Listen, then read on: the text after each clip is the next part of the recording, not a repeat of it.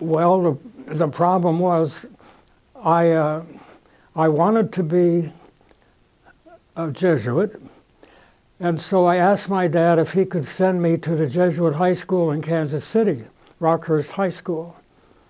And he said, well, son, I can't afford that. But he said, let me see what I can do. So he got together with the pastor of our parish, Monsignor Ferdinand G. Mock, and they decided it was time to expand the K 8th grade school to a high school.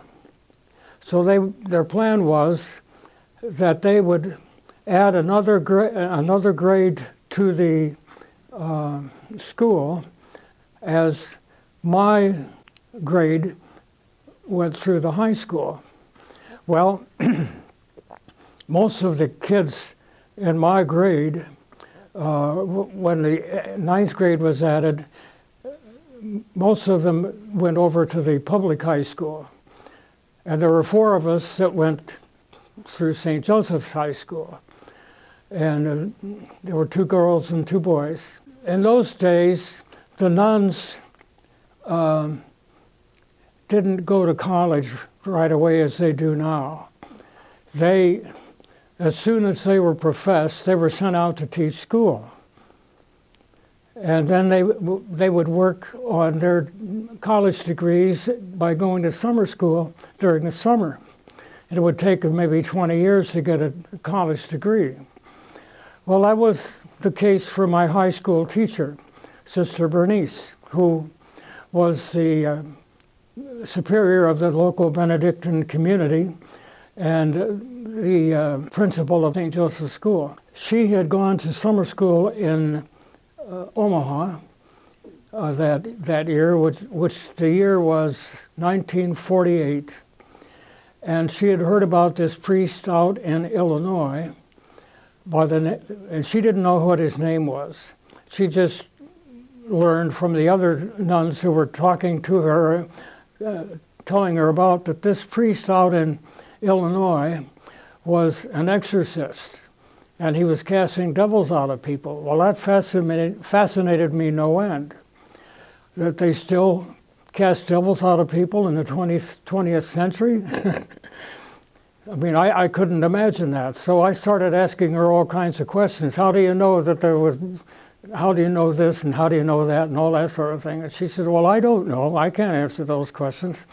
But she says, if you really want to know, I'll find out his name and address and you can write to him and ask him yourself, which is what she did.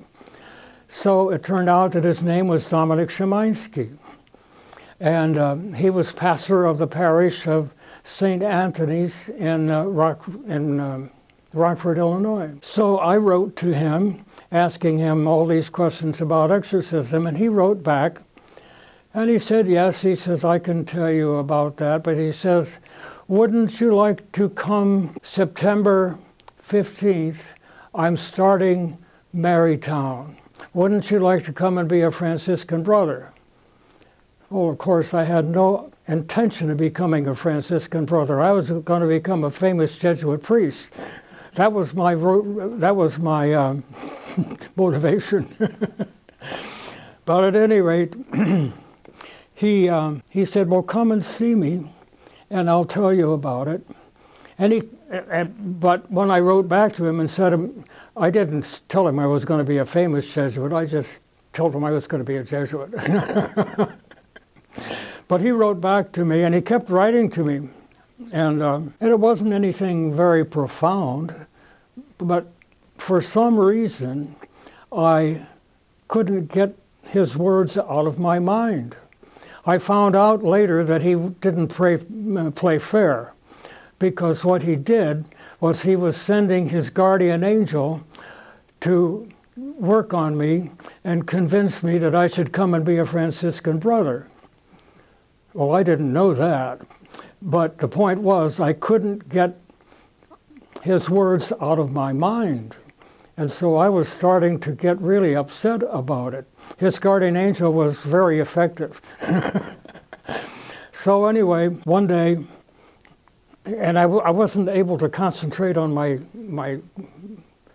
classroom studies. Sister Bernice, who was my homeroom teacher and also the principal, she saw how upset I was. And before that, I forget, she had asked me, did you ever write to that priest out in Illinois? And I said, yes, and he wants me to come and be a Franciscan brother. And she said, oh no, John, you need to be a priest. And so I said, well, it's interesting. I says, I can't get his words out of my mind. And so I ended up giving her about 8 or 9 letters that I had gotten from Dominic within the space of a few weeks, and to let her see.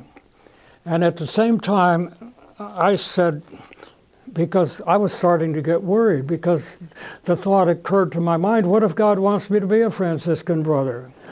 Well, I don't want to go against God. So that was the problem.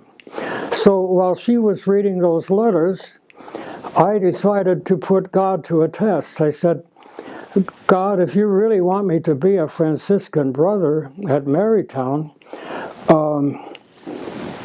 let Sister Bernice think it's a great idea. And the next day, I said, well, did you read the letters? And she said, yes. And I said, well, what did you think? And she says, oh, I think it's a wonderful idea. That wasn't the answer I wanted. And so that made matters worse.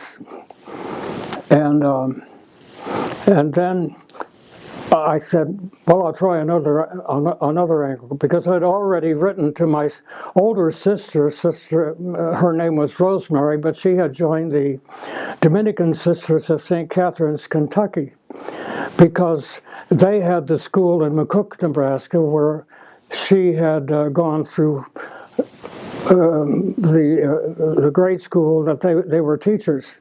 And so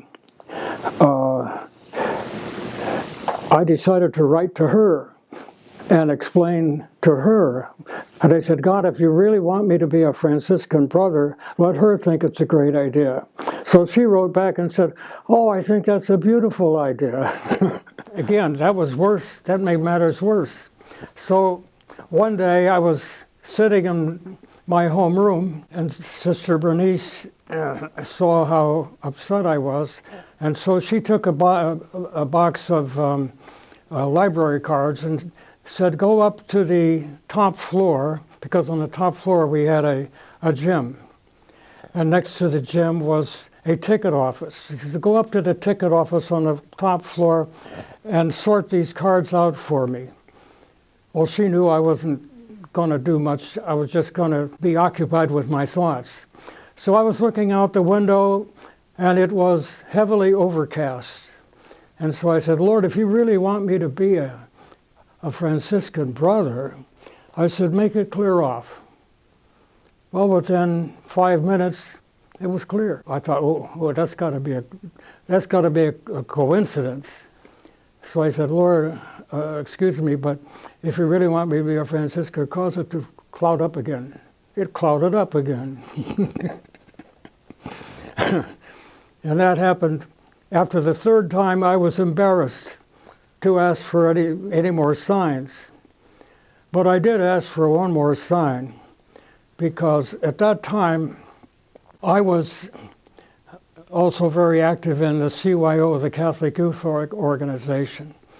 And I had been elected president of the diocesan CYO. It was an honorary position. I didn't have anything really to do, but it was just an honorary position that I had. Our CYO organization from St. Joseph Parish was having and there were other kids from other towns too. We had a day of recollection at a town, maybe 50 miles or so from Beatrice, a town called Hebron, Nebraska. And so there was a a Crozer priest from Hastings, Nebraska. They had a monastery in Hastings. He came out, one of their priests came out to preach that day of recollection to all the kids.